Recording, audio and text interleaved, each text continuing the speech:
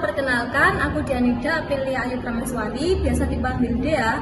Di sini aku dari kelompok 5. Kami akan menjelaskan mengenai pembelajaran berdiferensiasi dan juga keragaman peserta didik di kelas.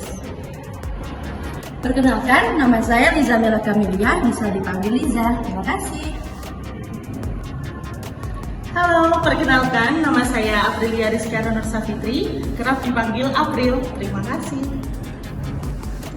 Hai, perkenalkan, namaku Alvina Mingga Kurniasari, bisa dipanggil Tina. Terima kasih. Halo, perkenalkan, saya Afifah Hanya, bisa dipanggil Afifah. Terima kasih.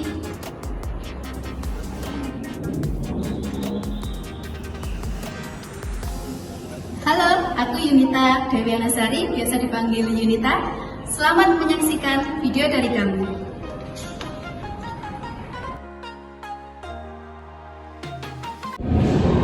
Menurut Tomlinson tahun 2000, pembelajaran berdiferensiasi merupakan pembelajaran dengan usaha untuk menyesuaikan proses pembelajaran di kelas sesuai dengan kebutuhan peserta didik.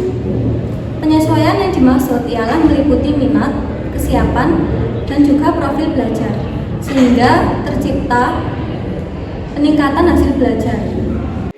Sedangkan menurut Mahfud tahun 2023, pembelajaran berdiferensiasi merupakan pembelajaran yang mengakomodir kebutuhan peserta didik.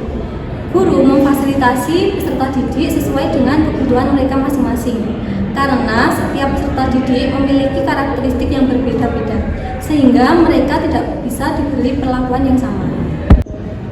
Selanjutnya, pembelajaran diferensiasi menurut Tomlinson pada tahun 2001 mengatakan bahwa pendekatan ini terdiri dari 3 aspek. Yang pertama, diferensiasi konten yang meliputi apa saja yang dipelajari siswa dengan konten yang berkaitan dengan materi pembelajaran. Dan yang kedua, diferensiasi proses mengenai bagaimana cara siswa mengolah sebuah ide atau informasi. Dan yang terakhir ada diferensiasi produk, yaitu bagaimana cara siswa menunjukkan apa saja yang telah dipelajari sebelumnya.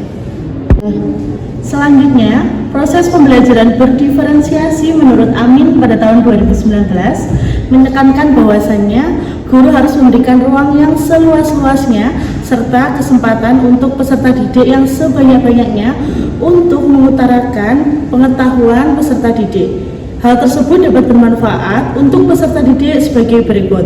Antara lain, yang pertama, peserta didik dapat belajar mengkomunikasikan atau menyampaikan pengetahuan-pengetahuan barunya. Yang kedua, peserta didik dapat mengapresiasi karya atau argumen yang telah disampaikan. Lalu yang ketiga, manfaatnya adalah peserta didik dapat belajar menerima sebuah masukan, kritikan, ataupun saran dari orang lain.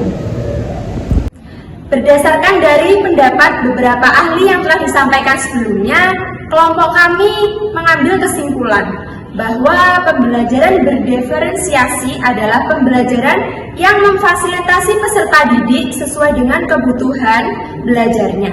Nah, kebutuhan belajar peserta didik itu dapat kita ketahui melalui yang pertama, kesiapan belajarnya, yang kedua, minat dan bakatnya, dan yang ketiga adalah profil dari peserta didik itu sendiri. Lalu, pembelajaran berdiferensiasi memiliki 4 ciri utama. Yang pertama, yaitu pembelajaran berfokus kepada kompetensi dasar pembelajaran itu sendiri. Yang kedua, yaitu adanya evaluasi, kesiapan, dan juga proses perkembangan dari peserta didik itu sendiri yang dilakukan secara berkala dan diakomodir dalam kurikulum.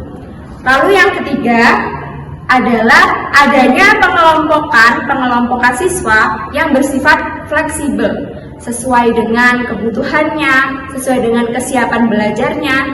Dan yang terakhir adalah siswa berperan aktif dalam kegiatan pembelajaran. Jadi, pada pembelajaran berdiferensiasi, kegiatan pembelajaran akan berpusat kepada siswa. Adapun keberagaman peserta didik di dalam kelas, yang pertama adalah keberagaman sifat dan kepribadian. Keberagaman sifat peserta didik di dalam kelas, misalnya terdapat peserta didik yang memiliki sifat pendiam, ada juga yang ceria dan mudah berbaur dengan temannya. Kepribadian pun juga begitu, ada peserta didik yang memiliki kepribadian introvert, ada juga peserta didik yang memiliki kepribadian ekstrovert. Yang kedua adalah keberagaman minat dan bakat peserta didik di dalam kelas. Peserta didik memiliki berbagai macam minat dan bakat yang berbeda satu dengan yang lainnya. Ada peserta didik yang memiliki minat pada matematika, ada juga yang bakatnya di kesenian. Selanjutnya, yang ketiga adalah keberagaman kecepatan menerima informasi atau pembelajaran. Di dalam suatu kelas tentunya terdapat tingkatan kecepatan penerimaan informasi peserta didik. Yang pertama, ada yang memiliki kecepatan tinggi atau mudah menerima informasi, ada yang sedang dan ada juga yang lambat. Yang terakhir adalah keberagaman gaya belajar peserta didik. Ada peserta didik yang memiliki gaya belajar auditori atau menggunakan panca indera pendengaran lebih maksimal, ada juga peserta didik yang memiliki gaya belajar visual, yakni menggunakan panca indera penglihatan sehingga dia cepat menerima informasi apabila menggunakan misalnya gambar ataupun poster. Dan yang terakhir adalah gaya belajar peserta didik kinestetik, yaitu berupa gerakan atau aktivitas seperti kegiatan berolahraga. Dengan pemaparan dan pembahasan tadi, dengan berbagai macam karakteristik yang dimiliki oleh peserta didik, pembelajaran diferensiasi ini sangat diperlukan oleh seorang guru untuk menyeleksi para peserta didik tersebut ke dalam sebuah kelompok-kelompok yang nantinya dapat diberikan oleh guru treatment yang sesuai dengan kebutuhan peserta didik berikut. Diperkuat oleh jurnal MIPA berjudul Pendekatan Berdiferensiasi, Solusi Pembelajaran dalam Keberagaman oleh Ade Sinta Wulandari tahun 2022. Sekian video dari kami. Terima kasih, semoga bermanfaat.